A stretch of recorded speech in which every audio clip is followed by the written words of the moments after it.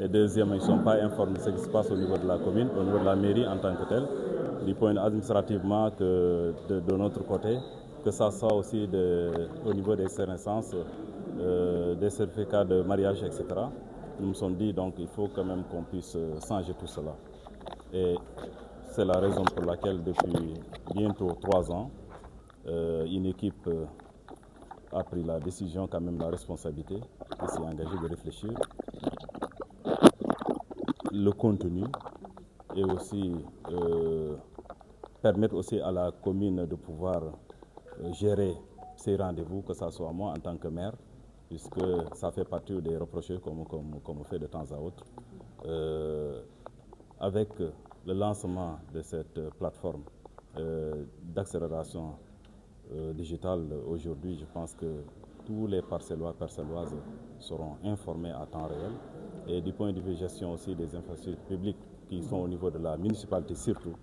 ça va faciliter la tâche de cette population-là. Et c'est au niveau des terrains de foot pour les réservations, que ce soit les rendez-vous, que ce soit aussi au niveau de l'état civil, et aussi sur les autres créneaux qui sont là, que ce soit du point de vue sanitaire aussi. Donc, tous ces créneaux ont été pris en compte dans cette plateforme. Est-ce que vous avez pris en compte les gens qui ne comprennent pas le français par rapport à ça, je pense que ceux qui sont à l'origine de cette plateforme ont bien pris note et vont essayer de voir comment permettre aujourd'hui d'accéder facilement par rapport à leur niveau, etc. Alors, tant que c'est voilà,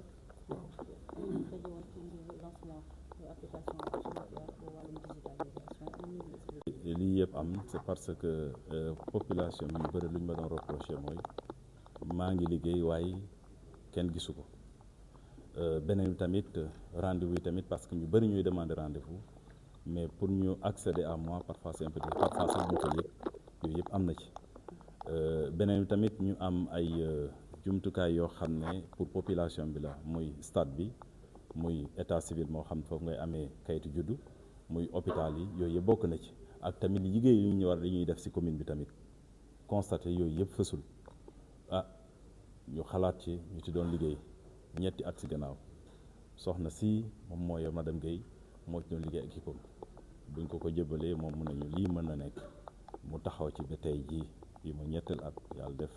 lépp sotti ñu ne tey nag nañ ko présenté waa Parcelles bu kenn soxla externalisation am na fi ngay dugg ci plateforme bi lépp li nga soxla ak loo xam ne mooy mën a tax da nga am externalisation yëpp dañu nekk ci biir li nga war a fay tamit yëpp nañ la ko wax nii nga koy fayee soo duggee tamit nga bëgg réservation ci stade bi pour football di nga def sa réservation à temps ak tamit sans aucune contrainte aussi soo bëggee tamit benn salle fii muy Demba Dia ou bien salle de délibération nga soxla ko immédiatement mun nga dugg ci plateforme bi mën nga réserver sa bopp te doo sonal kenn doo wax ak kenn beneen bi tamit tey jii soo soxlee wax ak benn membre administration que ça soit secrétaire municipal que ça soit le chef de division ñoom ñëpp mën nga wax ak ñoom conseil itam yu fi nekk tamit ou bien adjoint maire yi képp ki nga ko soxla koo xam ne soxla ko mën nga ko interpeller sans aucun problème donc plateforme bi defuñu ko pour maire mais dañ ko def pour population bi donc population ci war a approprier li ngay fay même si terrain bi li ngay fay mën nga ko fay à partir de l'application donc loolu yëpp transparence la pour yëpp leer bu kenn ne kii laa jox xaalis fii laaj yëpp dañ koy jaarale foofu donc genre yi liggéey boobu la ñu def ñu ne nag lii baax na ñu fësal ko ndax waa Parcelles xam ko ñu mën ci jaar ñoom yëpp lu ñu soxla au niveau de la mairie au niveau de la commune ñu xam ne fii la ñu war a jaar suñ ci jaar léegi nag lu ci des mooy ci wàllu wolofal mbir mi parce que du ñëpp a dëgg français waaye tey jii tamit mën naa wax ni ci kër yi ñun suñuy doom sax ñoo ñuy jàngal nu ñuy manipuler téléphone donc yomb na yeneen tamit ñoom ñoo xam ne ñoom ñoo mettre en place plateforme bi jël nañ décision pour gëstuwaat xool nan lañ koy mën a wolofalee ba ku nekk fi nga nekk mën a comprendre lu ñuy wax incha allah yaakaar naa ni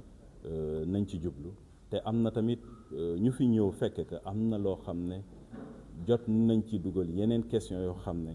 prévoir ñu ko mais ñu ngi koy incha allah dañ ko dugal ci biir xool nan lañ koy ñab-ñabale ba yëpp mën a sotti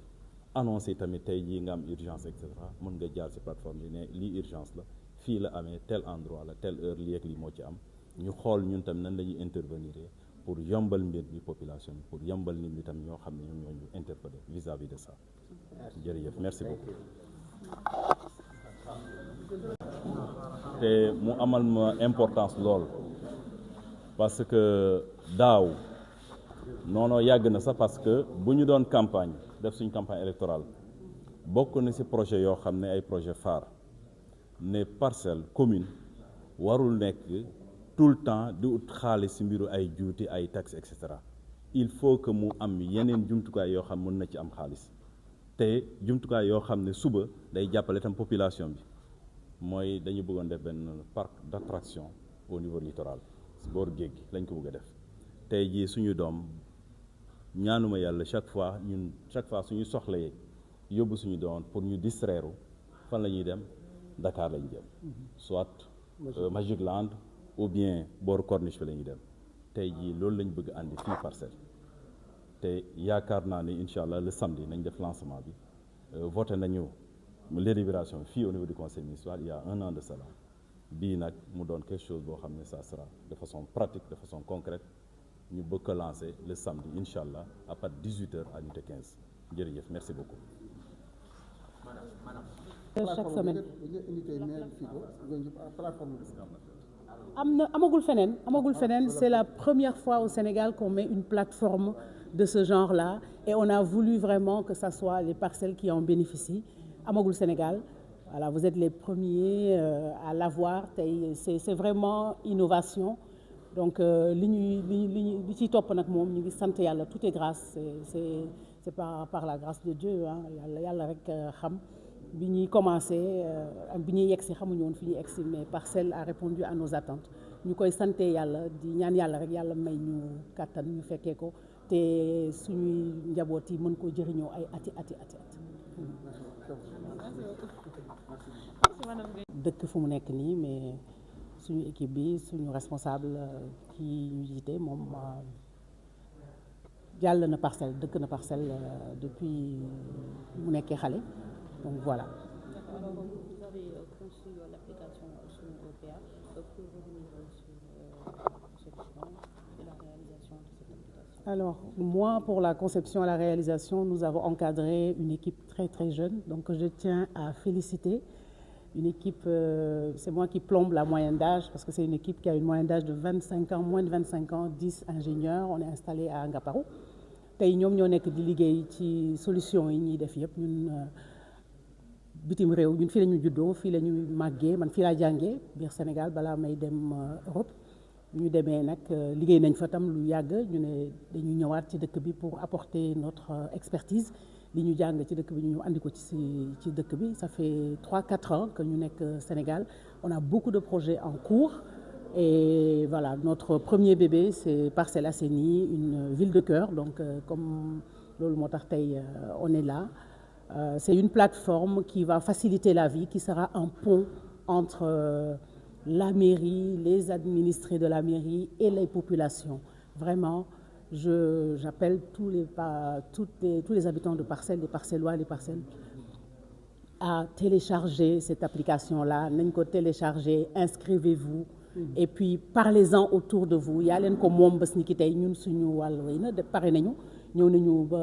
installé à part les modules supplémentaires yi ñu laaj yu dolli pour améliorer dinañ leen accompagner lépp lu ñu mën mais application bi léegi waa Parcelles ñoo ko moom ñun moomatuñ ko suñu wàllu wéy na. Est-ce que am na version Android kese la wala am na Apple Store c'est sur les deux Apple Store ak Android comme voilà vous téléchargez sunu PA c'est disponible vous vous inscrivez après ngeen surfer xool admirer c'est un travail de plus de 3 ans voilà ñuy liggéey ci application bi je crois que tey moom boo leen ci duggee normalement voilà il y a des améliorations à apporter mais ku ci xalaat lu mu mën a améliorer rek mën a rapprocher wu de l'équipe de la mairie qui sont très ouverts parce que ñun bu ñuy wax ak ñoom effectivement on a rencontré une équipe très ouverte ñu gunge ñu wóolu ñu vraiment c'est une très grande fierté de pouvoir apporter cette solution-là aujourd'hui pour les Parcelles Assainies et on espère pouvoir en faire bénéficier beaucoup d'autres collectivités par la suite. Mais la recherche, la technologie n'est rien sans les hommes et les femmes qui portent les projets. Rien de tout cela n'aurait été possible sans la volonté politique forte et une collaboration de tous les instants. Je tiens à adresser nos plus profonds remerciements à Monsieur le maire, Monsieur Sané, pour sa confiance, son leadership et son engagement sans faille envers la modernité de sa commune. Un grand merci également à Monsieur Seck pour son accompagnement précieux tout au long de ce processus. Et permettez-moi de faire une mention toute particulière à Monsieur Abdoulaye Fall. Cher Abdoulaye, sans vous, rien n'aurait été possible. Merci d'avoir porté la vision de la commune avec tant de conviction et d'avoir grandement facilité l'avancement de nos travaux au quotidien. Ce succès est aussi le vôtre. Pour conclure aujourd'hui, notre travail, nous, la société Djali Solutions, s'efface pour laisser place au vôtre. Notre plus grand souhait est que les Parcellois et les Parcelloises adoptiez cet outil formidable. Nous voulons que Sous Parcelles devienne le marqueur de notre ville. Une véritable fierté pour les Parcellois, un hub central et incontournable dans notre vie de tous les jours. Et je vous fais une promesse, ce n'est que le début. L'application est évolutive et d'autres fonctionnalités vont bientôt arriver pour marquer et améliorer encore plus la vie de la commune. Téléchargez-la, utilisez-la, parlez-en autour de vous. Cet outil est le vôtre et elle vous permettra d'être très proche des collaborateurs de la mairie à partir d'aujourd'hui. Je vous remercie à tous pour votre accueil et vive les Parcelles Assainies.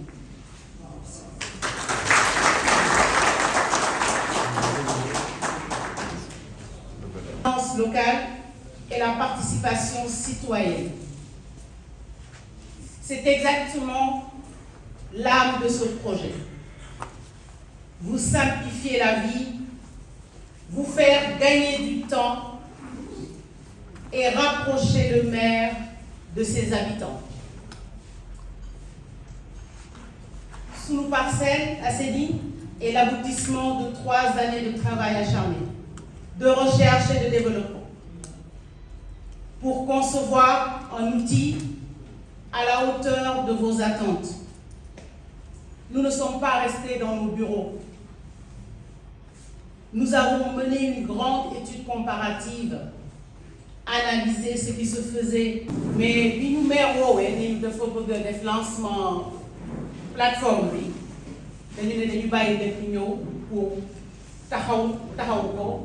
ci wetam jàppale ko et puis féewale partenariat bi ñu commencé depuis le début. Application bi nag plateforme Sous Parcelles bi seen application la tey dina leen permettre ngeen mën a jokkanteeg équipe administrative bi équipe mairie bi yëpp ci lépp loo leen bëgg muy réservation salle muy am audience ak maire bi après dinañ leen développer bi ay fonctionnalités yoo xam ne partie naissance yi parce que am na problème yu bari yoo xam ne daal bi ñu ñëwee ñun fëgg ci maire bi expliqué nañu problème yi muy jànkonteel équipe bu fantastique lañu dajeel ñu jàppale ñu bu baax expliqué ñu li ñu bëgg ñun nag ñu traduire leen ko defal leen ko ci plateforme bi mu mun a tax rek tey mairie bi ak équipe bu Parcelles bi mën a gën a jegante c'est un pont comme on dit avant doon nga permettre pour am audience wala réserver salle affaire yi jafe pour plus de transparence lépp mën na jaar léegi ci application bi. Cette application là jéem leen ko télécharger poser des questions utilisation bi du jafe ku am WhatsApp am Yango am lépp mën nga télécharger application bi Sous Parcelles ñun ak Parcelles Assainies c'est une ville de cœur dëkkuñu fi mais dañ ci am histoire bu particulier boo xam ne moo tax bi ñu ñëwee fii ci réew mi ñu ne xaaral ñu ñëw Parcelles dama fi am papa boo xam ne wax dëgg neex yàlla am fi ñu xam ne daal dañuy cher des personnes qui nous sont très chères qui habitent Parcelles Assainies moo tax on a voulu commencer par vous et bi ñu ñëwee effectivement on a rencontré un maire et une équipe très très très ouverte qui ont su accueillir nga xam ne ñun ñëw nañu ak suñuy idée rek di wax bu ñoom bu ñu mënul woon bu ñu déggul woon te dégg ñu vraiment kon bu ñu mën a réaliser ñu réaliser yëpp en tout cas maa ngi leen di remercier pour accueil bi di leen sant di leen gërëm te di leen wax rek ni on sera toujours derrière vous pour vous accompagner et pour vous aider pour faire de Parcelles Assainies vraiment la ville qu'elle doit être, qu'elle mérite d'être et avoir cette visibilité-là. Voilà. Fière de faire partie des autres. Voilà, merci. di wax ne maire dafay liggéey lu bari mais du communiquer plateforme bi nag bu ñëwee dañuy wax ne bàyyiwul dara waaye comme ni ko suñu buy jóg waxee sànq rek liggéey moom buy ñëw départ lay am mais nag li ci ëpp solo mooy ñi nga xam ne ni yor nañ liggéey bi li ñuy wax l'appétit vient en mangeant ñi nga xam ne yor nañ liggéey bi nañ leen yaatal ba nga xam ne ñii li ñuy liggéey maanaam dinañ ci indi leneen sax loo xam ne nii fàtte woon nañ ko ginnaaw comme ni mu ko leeralee sànq li ñuy wax ci wàllu wolof moom xelam may na ko mu wax ne IA mu ngi fi kon du lépp ci biñ koy départ lay matee waaye le temps que ñuy daw faay bu amoon ci biir plateforme bi ñoom ay spécialiste lañ te fa ñu jógee jàngee ko fa loolu la ñuy liggéeyee kon ñoom bu ñu jëlee xam-xam boobu indi ko fii ci Sénégal njëkkee ko fii Parcelles Assainies damay wax ne loolu tamit xëy na ñi xamul waaye Parcelles Assainies am na loo xam ne nii mag ñi ko tàmbali amoon nañ ay ñaan yu bare yu ñu defoon Parcelles Assainies dañuy waxee ne daal jaare ci ñoom waaye ñaan bu ay mag ñu bëri ñaanoon la kon li may ñaanal rek di wax ne bu ñu indee liggéey boo xam ne dafa am njëriñ ki koy yëkkati moom du moom da koy yëkkati pour waa Parcelles Assainies kon kenn ku ci nekk na jàpp ne lii mu yëkkati maanaam boppam la koy yëkkati te dañuy wax ne lii ñu dajale maanaam bi maire jotee li nga xam ne war na ko def moom woowul boppam kese kii di délégué de quartier président jaar na ko ci moom mu jàllale communication bi yeneen jotaay yu bëri noonu bàjjen gox yi ñu ngi fii footballeur yi ñu ngi fii kon dañuy wax ne ku ñu tànn comme représentant bu ñu la fi indee woo la après li ci des communication bi yow la war boo demee fa nga dëkk nga gën ko yaatal li ci manqué sax yow sa bopp yow yaa war a mottali ba nga xam ne nii communication bi yaa koy mottali ci boobu njëriñ la ñuy woo waa population Parcelles Assainies yëpp ñoo xam ne dañoo toll ci liggéey développé quartier bi te génération bi fi toll ñoom ñoo ko war a liggéey ni ko Oumar waxee sànq ci wàllu li nga xam ne ni mu ngi koy def muy communication foofu la dëkk bi toll am na ñoo xam ne ni dañuy comprendre vite mais am na ñoo xam ne suñu yaay lañ suñuy rakk lañ suñu mag lañ lu ñu comprendre benn kër bu nekk ki comprendre mooy mujjee àggale li nga xam ne ni ñi ci des comprendre bu ko defee yooyu kàddu rek lañ doon am nañ lu bari loo xam ne suñu kii di secrétaire général Cheikh Samba Katiba muy délégué de quartier bu HLM Dramé moom dina ko àggale incha allah